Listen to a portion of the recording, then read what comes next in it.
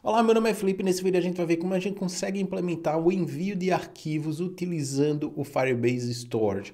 Então no vídeo anterior a gente viu como implementar o login, mas claro, né, que eu não vou explicar passo a passo quando a gente vai fazer isso no código. Para isso, a gente vai utilizar o Bolt.new, que é uma inteligência artificial que ajuda você a criar aplicações para você conseguir implementar essas funcionalidades. E a gente vai utilizar esse recurso do Firebase, que ele tem esse portfólio de diversas funcionalidades.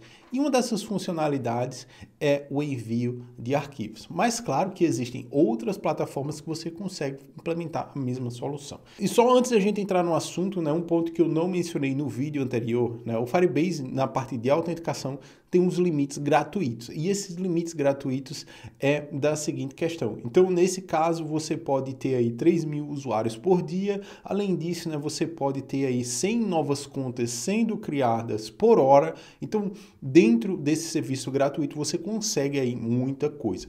E a partir do momento, né, que você passar dessa faixa, né, de 3.000 usuários, né, logados por dia, aí você já precisa pensar num momento aí de como é que você vai capitalizar essa audiência, né? E como é que essa audiência vai ajudar você a pagar o custo desse serviço. Mas também existem outras soluções mais baratas, como o Supabase.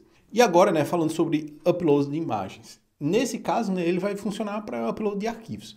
E na conta gratuita, você vai ter acesso a 1 GB de dados e vai ter a possibilidade de ler 50.000 documentos por dia.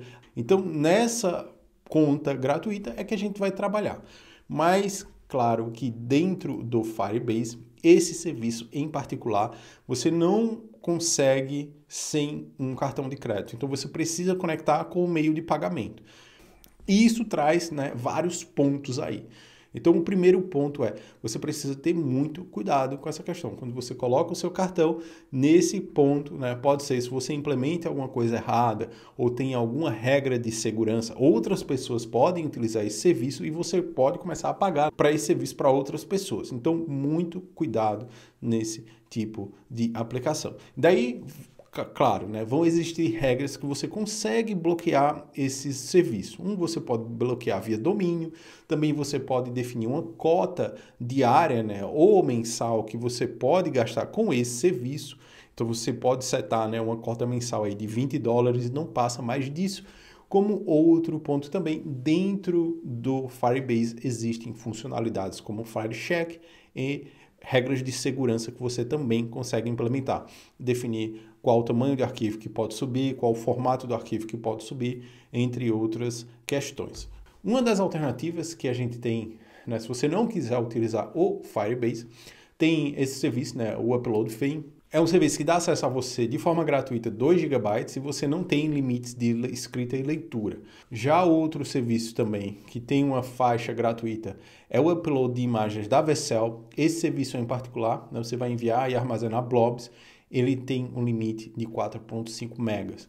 Além disso, uma outra alternativa é o serviço R2 da Cloudflare, que você também consegue enviar imagens para esse serviço. Então, depois desse overview, né, de outros serviços, daí como é que a gente faz para habilitar esse recurso. Então, nesse caso, né, eu criei um novo projeto e uma vez que eu criei esse novo projeto, a gente vai ter aqui acesso ao storage, eu vou habilitar esse recurso. Quando você acessa a primeira vez, ele vai ter uma telinha dizendo, olha, conecte com o seu cartão de crédito para você fazer o uso desse recurso. Uma vez que você habilita, aí esse recurso fica disponível para você. Você pode criar pastas e essas pastas elas vão ter regras de segurança. Então aqui você consegue definir as regras de segurança tanto para a escrita quanto para a leitura. E também você consegue acompanhar a quantidade, né, de envio de arquivos. Então uma vez, né, que a gente tem esse serviço disponível para a gente, é a hora da gente habilitar esse recurso na nossa aplicação, na aplicação Bolt. Nesse vídeo em particular eu não vou repetir, né, não vou desfazer os passos e fazer novamente por uma questão de tempo, mas a gente já viu, né, o processo nos vídeos anteriores, mas aqui nesse vídeo eu vou explicar os pontos cruciais para isso.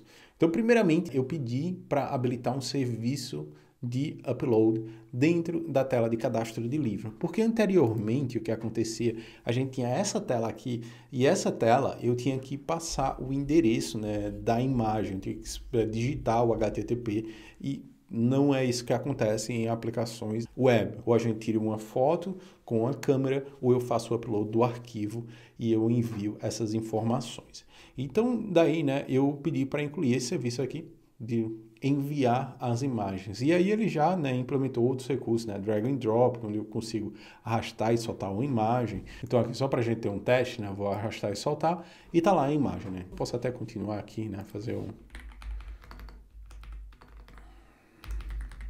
Então, preencha as informações, uma vez que eu vou adicionar um livro, ele vai fazer o upload dessa informação. E a gente tem o preview do card, né, com a foto do livro, em teoria, e a descrição. Então, nesse caso, né, isso melhorou bastante a experiência do usuário. Ele não precisa copiar o endereço da imagem, simplesmente ele envia aquela imagem e consegue fazer o upload. Então, nesse caso, a gente precisa de um lugar para armazenar na web, né, essas informações, porque eu vou enviar e essa imagem tem que ir como se fosse para algum armazém de arquivos. Então, nesse caso, nesse armazém de arquivos, vai ser o Firebase Storage. E com isso, né, quando a gente faz essa ponte, né, a gente consegue tanto enviar as informações, quanto baixar essas informações para exibir para o usuário, depois que essa informação já está lá no meu serviço do Firebase. E se eu quiser conferir, né, se essa imagem realmente está lá, a gente tem aqui dentro do painel do Storage, eu especifiquei a pasta livros, né?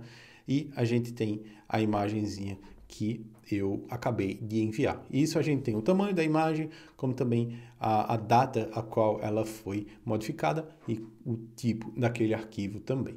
Então, beleza, né? Essa é a funcionalidade que a gente quer chegar. E como a gente vai chegar lá? Então, um ponto, né, que ficou me incomodando bastante era que toda vez eu tenho que fazer o login para testar isso. Então, uma dica que eu dou, né, você pode pedir para o Bolt habilitar uma versão de desenvolvimento para você que pule essa parte do login para você. Nesse caso, eu pedi esse recurso, então notem, né, que aqui eu estou na versão de desenvolvimento, então tem até uma labelzinha aqui, ó, esse é o Developer Mode. Então, ele não vai pedir o login toda vez que eu acessar a home dessa aplicação. E depois ele vai explicar como é que ele fez isso. E vai ter um ponto onde a gente consegue, né, habilitar o modo de desenvolvimento e desabilitá-lo. Porque aí não precisa, né, eu voltar na aplicação, né, e estar incluindo e excluindo esse serviço, porque se eu ficar refazendo isso toda vez, a gente vai estar reutilizando tokens. E se você está na conta gratuita, né, você não tem essa quantidade limitada de tokens para utilizar. E o segundo ponto foi, né, eu quero fazer o upload das imagens para a capa do livro, e ela pode ser um JPG, PNG, um WebP ou AVIF. E esse arquivo no máximo vai ter 3 megas. Depois eu dei uma olhada no Firebase e eu vi que esse serviço, na forma gratuita, ele tem um limite de 1.5 megas, então a gente poderia, né, refazer essa condição. Então depois disso a gente pede, né, para esses componentes estar integrado com a aplicação e, né, eu fiz essa primeira pedida e ele implementou a questão do upload, do serviço do upload, mas só que eu acabei esquecendo de um ponto em particular. Então aqui ele implementou todo o serviço e depois quando ele terminou, e aqui tem a explicação, né, que se eu quiser fazer a troca entre o modo desenvolvimento e o modo de produção, tem essa flagzinha aqui, is development, onde eu consigo alterar esse valor. E daí, né, tá o ponto que eu falei, né? Eu esqueci de pedir para ele utilizar o Firebase, né? Mas aí foi mais fácil porque toda a estrutura já estava organizada, o que faltou só foi ele plugar com o meu serviço de Firebase. Então eu pedi, né, por favor, use o Firebase Storage para realizar o upload das imagens e inclua a seguinte aplicação. Eu só, né, para garantir, né, eu dei o endereço do meu storage, quanto também especifiquei dentro desse storage aqui, né, dentro desse armazenamento, utilize a pasta de livros. E daí ele vai e refaz toda a estrutura. O Firebase já estava lá porque a gente já estava utilizando para o login. Ele só modularizou as funcionalidades dessa aplicação, adicionou a parte de controle de erro, caso, né, a conexão com o Firebase falhe, utilizou melhores práticas e, por fim, ele implementou as regras de segurança do Firebase, então com a limitação do tamanho, a limitação do tipo do arquivo e a configuração de regras de envio de arquivo. Então, nesse caso, né, isso também permite os usuários não abusarem do serviço, né? Você habilitar um upload de imagens e as pessoas começarem a subirem tipo vídeos ou outros tipos de arquivos no lugar dessa informação. Daí a gente implementou essa regra de segurança e, por fim, né, ele dá a regrinha para a gente utilizar lá no nosso Firebase Storage e uma vez que a gente faz isso, o serviço começa a funcionar. Lembrando, o que é que a gente tem que fazer? Depois disso, né, eu tenho que... Se você não fez o vídeo anterior, você já chegou agora e só quer implementar esse serviço de upload, você vai precisar dos dados da sua aplicação que vão estar no seguinte arquivo. Ele vai gerar arquivos, né, de diferente forma, depende do prompt que você pedir. Nesse caso aqui, as configurações da minha aplicação tá nesse arquivo .env, né, que são as variáveis de ambiente. Então, todo tipo de variável de ambiente, se eu quiser adicionar, eu incluo aqui. Outro ponto importante também, né, se você utilizar esse arquivo .env em um repositório, o ideal é você ignorar ele aqui no arquivo, né, gitignore, para você não versionar esse arquivo. Então, esse arquivo ele não vai ser armazenado dentro do GitHub. Tem o seu ponto importante também. Mas, ok, então, onde é que eu consigo essas informações? Se você ainda não viu o vídeo anterior. Nesse caso, se eu quiser saber essas informações, eu posso ir na página do meu projeto. Então, eu tenho aqui a parte de configurações, Project Settings. Aqui eu tenho todas as informações sobre esse projeto em si. E se eu quiser saber como conectar, ele sempre dá um demo aqui no final. Então, eu primeiro ter a aplicação web para esse serviço. E na aplicação web, ele vai me dar as variáveis de configuração dessa aplicação. E daí, né, nesse caso, a gente está utilizando NPM, tem essa configuração. Se eu quiser utilizar CDN, vai ter outra configuração. E arquivo de configuração também, a gente vai ter disponível no formato objeto. Mas com isso, né, a gente implementa upload de imagens na nossa aplicação. E assim a gente vai, né, terminando esse vídeo. Né, se você quiser mais vídeos como esse, né, quiser mais ideias para incrementar essa aplicação, só deixar aí nos comentários. Se você quiser utilizar outro serviço, também só deixar nos comentários. Dizer, Felipe, poderia fazer um exemplo utilizando o Supabase ou o Cloudflare, que a gente prepara para vocês, ok? E um abraço e até o próximo vídeo. Falou, tchau!